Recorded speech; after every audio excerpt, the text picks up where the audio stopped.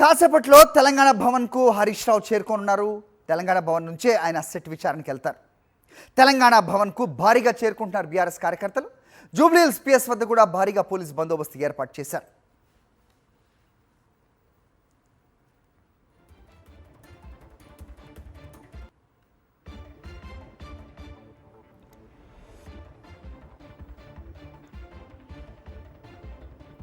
Right, విజువల్స్లో చూస్తున్నాం మనం. కోకాపేటలో ఉన్న తన నివాసం వద్ద నుంచి తెలంగాణ భవన్కు బయలుదేరారు హరీష్ రావు. సో కాన్వాయ్గా వస్తున్న వెహికల్స్ని మనం విజువల్స్లో చూస్తూ ఉన్నాం. కోకాపేట నివాసం నుంచి కాసేపటి క్రితమే ఆయన బయలుదేరి తెలంగాణ భవన్కు రానున్నారు. అక్కడి నుంచే ఆయన జూబ్లీహిల్స్లో ఉన్న సెట్ ఆఫీస్కు వెళ్తారు.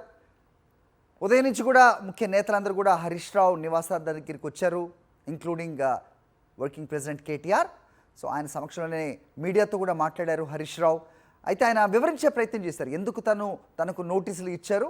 నిన్న ముఖ్యమంత్రి రేవంత్ రెడ్డి బావమరిది సింగరేణి విషయంలో నెలకొన్న ఆ కుంభకోణం తాలూకు డీటెయిల్స్ నేను బయట పెట్టాను. సాయంత్రానికల్లా నాకు ఈ నోటీసులు అందించారు అనేది కూడా ఆయన మాట్లాడడం జరిగింది. ఇదంతా కూడా డైవర్షన్ పాలిటిక్స్లో భాగంగానే చేస్తున్న తంతుగా హరీష్ రావు అభివర్ణించారు. సో ప్రతి ఎన్నికలకు ముందు, ఏ ఎన్నికలైనా సరే వాటికి ముందు ఇలా లీడర్లను ఇబ్బంది పెట్టడం, వాళ్ళు ప్రజల్లోకి వెళ్ళి పని చేయనీయకుండా చేయటమే రేవంత్ రెడ్డి మొదటి నుంచి కూడా చేస్తున్న కార్యక్రమంగా కూడా హరీష్ రావు చెప్పడం జరిగింది. పంచాయతీ ఎన్నికలకు ముందు కేటీఆర్కు ఈ రకంగానే నోటీస్ ఇచ్చారు. ప్రస్తుతం ఇప్పుడు మున్సిపల్ ఎన్నికలు రాబోతున్న నేపథ్యంలో తనకిచ్చారు. సో దట్ మేము క్షేత్రస్థాయిలో పని చేయకుండా ఒక డిస్టర్బ్ చేసే ఒక ప్లాన్గా కూడా ఆయన దీన్ని చెప్పడం జరిగింది. ప్రస్తుతం ఆయన హరీష్ రావు కోకాపేట్ నివాసం నుంచి తెలంగాణ భవన్కు బయలుదేరిన దృశ్యాలు మనకు కనిపిస్తూ ఉన్నాయి. ఆయనతో పాటుగా కేటీఆర్ కూడా ఉన్నారు. అలాగే ముఖ్య నేతలతో పాటు తెలంగాణ భవన్కు వస్తారు. అక్కడ కూడా మీడియాతో మాట్లాడే అవకాశం ఉంది అనేది మనకు తెలుస్తుంది. మరి మాట్లాడతారో లేదో తెలియదు, కానీ అక్కడి నుంచి ఆయన నేరుగా సిట్ విచారణకు హాజరవుతారు. సో తాము ఎలాంటి తప్పు చేయలేదు కాబట్టి ఎలాంటి విచారణకైనా మేము హాజరవుతాము, చట్టాన్ని గౌరవిస్తామంటూ కూడా ఆయన మాట్లాడడం మనం ఇంతకుముందు చూసాం. అయితే అనేక ఆరోపణలు ఆయన చేస్తూ ఉన్నారు. సింగరేణి విషయంలో నెలకొన్న ఈ టెండర్ల ప్రక్రియలో నెలకొన్న కుంభకోణం విషయాన్ని కూడా ఆయన ప్రస్తావించారు. సో ఇవన్నీ కూడా బయటికి రావాల్సిన అవసరం ఉంది అన్నారు. ఇక ఈ ఫోన్ ట్యాపింగ్ వ్యవహారం తనకు సంబంధం లేదు, సంబంధం లేని వ్యవహారంలో మమ్మల్ని కావాలనే ఈ రకంగా ఇబ్బంది పెడుతున్నారంటూ కూడా హరీష్ రావు మాట్లాడడం మనం చూసాం. ప్రస్తుతం ఆయన కాన్వాయ్ దృశ్యాలు మనకు కనిపిస్తున్నాయి. తెలంగాణ భవన్కు ఆయన కాసేపట్లోనే చేరుకోనున్నారు. అయితే తెలంగాణ భవన్ వద్ద భారీ ఎత్తున కార్యకర్తలు చేరుకున్నట్టుగా తెలుస్తోంది.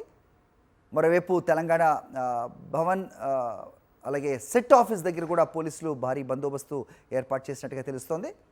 మరి ఎంతసేపు ఈ విచారణ కొనసాగుతుంది, ఎలాంటి ప్రశ్నలు ఆయన ముందు ఉంచుతారు, ఎలాంటి సమాధానాలు హరీష్ రావు ఇవ్వబోతున్నారు అనేది మనకి తెలియనుంది. ఇక డైవర్షన్ పాలిటిక్స్లో భాగంగానే తనకు సిట్ నోటీసులు ఇచ్చిందని ఆరోపించారు మాజీ మంత్రి హరీష్ రావు. తమకు నోటీసులు, పోరాటాలు కొత్త కాదన్నారు ఆయన. హామీల గురించి నిలదీస్తే రేవంత్కు వణుకు ఎందుకని ప్రశ్నించారు. తనపై ఫోన్ ట్యాపింగ్ కేసును హైకోర్టు కొట్టేసిందన్నారు. సుప్రీంకోర్టు కేసు కొట్టేసిన తర్వాత కూడా నోటీసులు ఇవ్వడం ఏంటని ప్రశ్నించారు.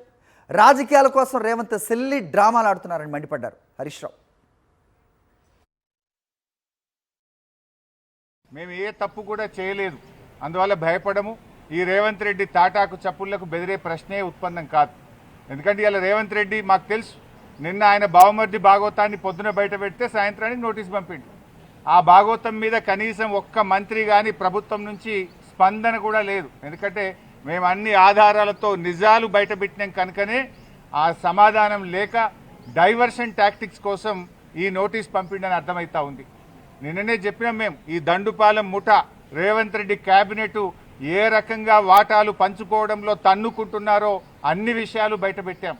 అంటే రాబోయేటువంటి మున్సిపల్ ఎన్నికల ముందు వీళ్ళ అవినీతి బయటపడుతుందని, వీళ్ళ అవినీతి బట్టబయలవుతుందని, వీళ్ళ బండారం బయటపడ్డదని ఒక డైవర్షన్ టాక్టిక్స్కు ఇవాళ రేవంత్ రెడ్డి గారు మాకు నోటీస్ ఇచ్చారు. సరే, ఈ నోటీసులు మాకు కొత్త కాదు. తెలంగాణ ఉద్యమంలో ఆనాటి సమైక్యవాద ప్రభుత్వాలు ఎన్ని కేసులు పెట్టినా, ఎన్ని మా మీద రకరకాల ఇబ్బందులు పెట్టినా కేసీఆర్ గారి నాయకత్వంలో మేము పోరాడినటువంటి ఒక కార్యకర్తలం. నీ 6 గ్యారెంటీల సంగతి ఏంది అని అడిగినాం. నువ్వు బాండ్ పేపర్ మీద రాసిచ్చిన మహిళలకు మహాలక్ష్మి 2500 ఎప్పుడు ఇస్తావు అని అడుగుతా ఉన్నాం. నువ్వు అవ్వ తాతలకు 4,000 పెన్షన్ ఎప్పుడు ఇస్తావు అని అడుగుతా ఉన్నాం. నీ యొక్క అక్రమాలు, నీ బొగ్గు కుంభకోణము, నీ పవర్ కుంభకోణము, నీ హిల్ టీపీ ఇండస్ట్రీస్ కుంభకోణము, నీ భూ కుంభకోణాలు అసెంబ్లీ వేదికగా, ప్రజావేదికగా ఎప్పటికప్పుడు నిన్ను ప్రశ్నిస్తూ ఉన్నాం. సో నీ కుంభకోణాలు బయటపడుతున్నాయి. నీ వాటాల పంచాయతీలు స్వయంగా మంత్రులే ఒకరి మీద ఒకరు బయట పెట్టుకుంటుంటే నీ పరువు పోతుందని, నీ వాటాల విషయం ప్రజలకు అర్థమవుతుందని డైవర్షన్ కోసం ఈ నోటీసులు ఇస్తున్నాం. మాకు తెలియదా? ఎన్నికలకు ఈ డ్రామాలు ఆడుతుంటాం. పంచాయతీ ఎన్నికల ముందు అప్పుడేమో మా కేటీఆర్ గారికి నోటీస్ ఇస్తావు.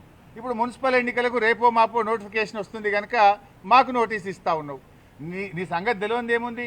మొన్న పంచాయతీ ఎన్నికల ముందేమో రైతు బంద్ వేసినావు. ఇప్పుడు యాసంగి పంటకు ఎందుకు రైతు బంద్ వేస్తలేవు? పంచాయతీ ఎన్నికలు లేవు. కేసీఆర్ గారు ఎప్పుడైనా డిసెంబర్ నుంచే రైతు బంద్ స్టార్ట్ చేసిండు. జనవరి అయిపోయినా రైతు బంద్ పట్టలేదు. మాకు ఈ నోటీస్ ఇచ్చి ఫోన్ ట్యాపింగ్ కేసులో ఏదో ఉంది అనేటువంటి ఒక అంటారు చూడండి, క్రైమ్ సినిమా సీరియల్ లెక్క నడుపుతా ఉన్నారు. 2 ఏళ్ల నుంచి డ్రామాలు ఆడుతున్నావు. ఆల్రెడీ నువ్వు గతంలో నా మీద ఫోన్ ట్యాపింగ్ కేసు పెడితే హైకోర్టు కొట్టేసింది, సుప్రీంకోర్టు కూడా కొట్టేసింది. నీ చెంప చెల్లుమనే విధంగా తీర్పు ఇచ్చింది. నువ్వు పెద్ద పెద్ద అడ్వకేట్లను, రాష్ట్ర ప్రభుత్వ డబ్బులను, కోట్లాది రూపాయల డబ్బులు ఖర్చు పెట్టి పెద్ద పెద్ద న్యాయవాదులను పెట్టినావు నా మీద. ఎంత పెద్ద న్యాయవాదులను పెట్టినా న్యాయం నా వైపు ఉంది కనుక, మేము తప్పు చేయలేదు కనుక, ధర్మం మా వైపు ఉంది కనుక హైకోర్టులోకి మేము గెలిచాం. సుప్రీంకోర్టు కూడా నీ చెంప చెల్లుమనే విధంగా నువ్వు స్పెషల్ లీవ్ పిటిషన్ వేస్తే కూడా కొట్టివేసింది. న్యాయం నిలబడ్డది, ధర్మం నిలబడ్డది. అయినా నువ్వు మళ్ళీ పిలుస్తున్నావు. సుప్రీంకోర్టే కొట్టేసినాక మళ్ళీ పిలుచుడేంది డ్రామా? ఏంది డ్రామా? ఎన్ని రోజులు ఈ డ్రామా నడుపుతావు? ఎల్టీపీ పాలసీ ఇండస్ట్రీ కుంభకోణం గురించి నిలదీస్తూనే ఉంటాం. నీ పవర్ స్కామ్ గురించి నిలదీస్తూనే ఉంటాం. నీ యొక్క అవినీతి బాగోతాలు అన్నీ కూడా బయట పెడుతూనే ఉంటాం. 6 గ్యారంటీల కోసం తెలంగాణ ప్రజల పక్షాన నిన్ను ప్రశ్నిస్తూనే ఉంటాం, నిలదీస్తూనే ఉంటాం.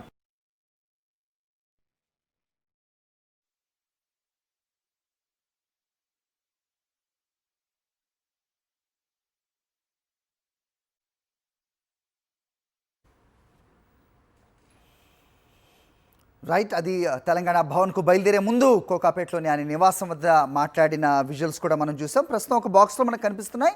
ఆయన కాన్వాయ్ ముందు కదులుతుంది తెలంగాణ భవన్కి. మరి కాసేపట్లోనే ఆయన చేరుకున్నట్టుగా చూస్తున్నాం. తెలంగాణ భవన్ వద్ద మా కరెస్పాండెంట్ సాయి కిరణ్ ఉన్నారు. అలాగే జూబ్లీహిల్స్ పోలీస్ స్టేషన్ వద్ద మా కరెస్పాండెంట్ రవిచంద్ర కూడా సిద్ధంగా ఉన్నారు. ముందుగా సాయి కిరణ్తో మాట్లాడదాం. సాయి కిరణ్, చెప్పండి, మనం ఇప్పుడే చూసాం కోకాపేటలో ఆయన నివాసం వద్ద బయలుదేరే ముందు మీడియాతో మాట్లాడిన దృశ్యాలు. ప్రస్తుతం ఆయన కాన్వాయ్ ముందుకు కదులుతుంది. We are following that. కాన్వాయ్ కూడా ముందుకు వస్తున్న దృశ్యాలు కనిపిస్తున్నాయి. తెలంగాణ భవన్ వద్ద ఎలాంటి పరిస్థితి? పెద్ద ఎత్తున కార్యకర్తలు వచ్చినట్టుగా తెలుస్తోంది. ఏంటి అక్కడ సిచ్యువేషన్? సరే, తెలంగాణ భవన్కు మాజీ మంత్రి హరీష్ రావు చేరుకున్నారు. హరీష్ రావు ఇక్కడికి వస్తున్నారనేటువంటి వార్త నేపథ్యంలో పెద్ద ఎత్తున ఇప్పటికే అటు బీఆర్ఎస్ కార్యకర్తలంతా కూడా ఉదయం నుంచే ఇక్కడికి చేరుకున్నారు. సో హరీష్ రావు బీఆర్ఎస్ పార్టీలో ఉన్నటువంటి అగ్రనేత. మరి ఈయనను సిట్ విచారిస్తుందనేటువంటి అయితే వార్తతో ఒక్కసారిగా కూడా బీఆర్ఎస్ శ్రేణులంతా కూడా కదిలారు. రాష్ట్ర వ్యాప్తంగా ఉన్నటువంటి బీఆర్ఎస్ శ్రేణులంతా కూడా ఇటు తెలంగాణ భవన్కు చేరుకుంటున్నారు. ముఖ్యంగా అటు ఎమ్మెల్యేలు, మాజీ ఎమ్మెల్యేలు, ఎమ్మెల్సీలు, జిల్లాలలో ఉన్నటువంటి ముఖ్య నేతలు అందరూ కూడా ఇటు బీఆర్ఎస్ భవన్, తెలంగాణ భవన్కు చేరుకున్నారు. సో అటు కోకాపేట నుంచి బయలుదేరినటువంటి హరీష్ రావు కూడా ఇటు తెలంగాణ భవన్కు చేరుకున్నారు.